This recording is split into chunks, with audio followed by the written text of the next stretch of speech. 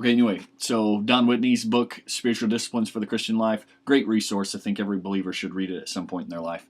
The other resource that I want to commend to you is Wayne Grudem's Systematic Theology. A great resource to have on hand. It's not the only good systematic theology book that's out there. Don't hear me saying that, but it is a good one. And his chapter on prayer is also excellent, and I would encourage you to check it out.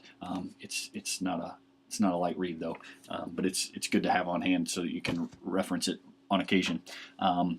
Grudem defines prayer simply as personal communication with God. Webster defines it as an address or as a petition to God or a God in word or thought. I think that's interesting that it's word or thought. John Piper says this: to ponder this, we do have to ask what pray means. Mainly it means asking God for things. By things, I do not mean objects or stuff. I mean generally whatever your heart desires or needs. And of course, what your heart needs most is God. To know Him and to trust Him and to love Him and obey Him. I know that we should come to God with more than asking. We should come confessing sins and giving thanks and praise. In a broad sense, prayer includes all that, but speaking precisely, prayer is requesting, asking. That's why Colossians 4:2 says, devote yourselves to prayer with or in thanksgiving.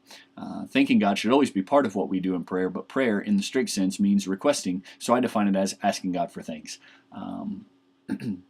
One of the classic historic catechisms answers the question, what is prayer? This way: it says, prayer is an offering up of our desires unto God in the name of Christ by the help of His Spirit with confession of sins and thankful acknowledgement of His mercies. So work with your class and try to come up with a good definition of prayer. I would love to hear what you come up with next week, and how you define prayer in your class, and what seems to be the emphasis on that definition in your class. So that's prayer defined. Second, prayer illustrated. I believe that the primary illustration in the Bible for prayer is that of a relationship between Father and His child. I think we see that all the time. Jesus goes to the Father and says, Father.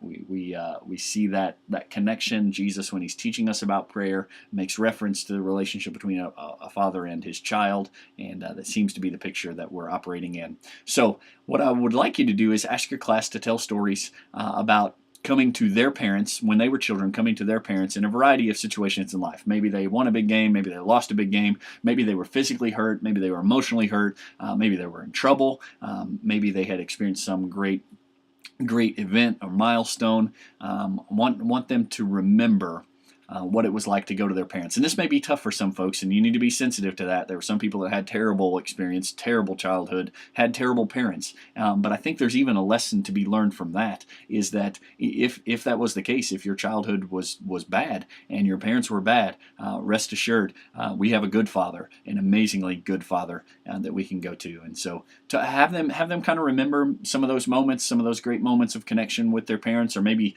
difficult moments of connection with their parents, ask them questions about how did that make them feel when they went to their parents in a variety of circumstances. And then maybe the bigger question is, what difference did it make in the situation? I think that's what I want us to see as children when we come to our parents and we're asking for advice, or we just need to cry, or whatever the situation is. It helps to come to them. It helps, maybe not in a very tangible sense, but in an abstract sense, in an emotional sense, it is helpful to come to someone who loves us and pour our heart out to them. And so we want to remember that angle of the relationship, what it's like to be the child who goes to the parent. But then ask your class to tell stories about their children coming to them in a variety of life situations. And I know some of the people in your class aren't going to be able to do this. They don't have children.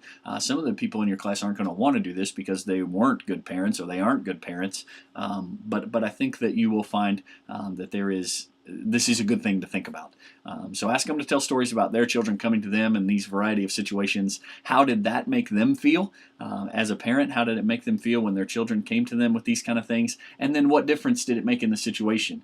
Sometimes it's just good to know where your kids are at in life and what they're dealing with. And that's an interesting discussion to have when it relates to God the Father, because sometimes our kids come to us and tell us things that we didn't know before, but God never experiences that. He always knows what's going on. And you've experienced similar things to that as parents when your children come to confess something to you and you already knew it. You already knew what had gone on, and basically we're just waiting for them to come and own it and confess it to you. So there's lots of parallels there in the whole how does it make you feel and what difference does it make. And what we want to remember at the end of the day is not these experiences we have had as parents or children, but we want to remember that God is our Father, and He wants us to come to Him as His children. He wants us to come to Him in all of our situations in life, and it makes a difference. It makes a difference when we come to Him and we find comfort. Sometimes we find rebuke. Sometimes we find discipline.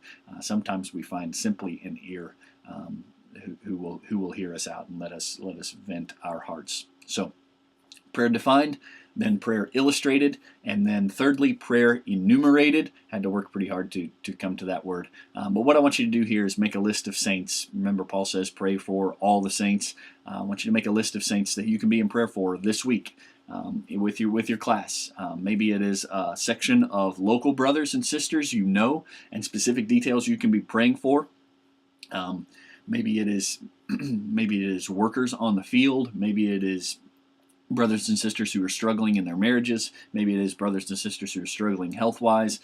Maybe it is brothers and sisters who are rocking and rolling and things are going well, and we want to continue to pray for them. I don't know what it looks like in your class, but make that list of local brothers and sisters you know and the specific details you can be praying for. And then in another column, make a list of global brothers and sisters that you don't know and general concepts that you can be praying for. I would encourage you to check out the IMB's website for this. David Platt also has a website that has some great resources about people groups and the global church and some prayer concerns for them. And so, local brothers, global brothers, how can we be praying for all of the saints? So, prayer defined, prayer illustrated, prayer enumerated, and then prayer executed. And this is probably where we want to spend most of our time in class this week, is actually praying. And I kind of give you two suggestions on how to do this. One is if you've got people who are comfortable and confident in praying out loud, in leading in prayer, maybe what you could do is ask one person in your class to pray a prayer of adoration, another person to pray a prayer of confession. That'll be difficult, and maybe you need to talk to them about general confession. When we are publicly confessing our sins, we confess them somewhat more generally than when we do it privately. Certainly more private, more general than when we are just between us and the Lord, and sometimes we need to be very specific with us and a few other brothers, but generally speaking, when we're out in front of the whole world, might not be the best idea to confess the gory details of our sin to the whole world. So a prayer of confession, another person to pray a prayer of thanksgiving, and then another person to pray a prayer of supplication. Supplication is the part of prayer that we're most familiar with, where we are asking God for things. And maybe in the supplication section, you can use the list that you formed above to kind of guide that time of prayer. So some of your classes may be able to do that, and you may have people that will jump all over that and say, yeah, give me adoration, give me confession, and jump on that. Other classes may not, and I don't want you to make anybody feel uncomfortable or alienated at this point. And so maybe what you could do is you could take a sheet of paper, give them a sheet of paper, and divide it into 4 sections like this. One quadrant for adoration, one quadrant for confession, one quadrant for thanksgiving, and one quadrant for supplication. And just invite your class to spend some time in prayer, writing down phrases or thoughts of adoration and specific confession of sin and specific points of thanksgiving. I think it wouldn't take very long to fill up a sheet like this, and could be a good act of prayer and a good reminder later on. Later on when they go back to it. I actually did this a couple of years ago on a Wednesday night. We were teaching about prayer and asked people to do this and provided sheets of paper just like this. And someone came to me just a few months ago and showed me that they had found that sheet in their Bible, and what a good reminder it was of some things they were going through at that point in time, and of the lesson in general. So maybe this is the better idea for your class, to have them do that silently, privately, and then you close them in a word of prayer at the end of it. But I guess what I'm getting at is I don't want us to just talk about prayer, study about prayer. This week in Sunday school, we want to pray. We want to pray as we're gathered together. We want to pray when we're separated from one another in private. We want to grow in our communication with God. As we talk to Him, as we communicate with Him, we want to grow. Okay? So hope that wasn't too awkward. Sorry for the interruptions. I know it was kind of quick this week, but you get the gist of it. I'm going to be out of town tonight and tomorrow morning. But if you have any questions, you can always email me or you can call me. I'd be glad to talk with you about this more. And again, I've told you this before, that what I provide for you in these lessons is a guideline. Use as much of it or as little of it as you need to.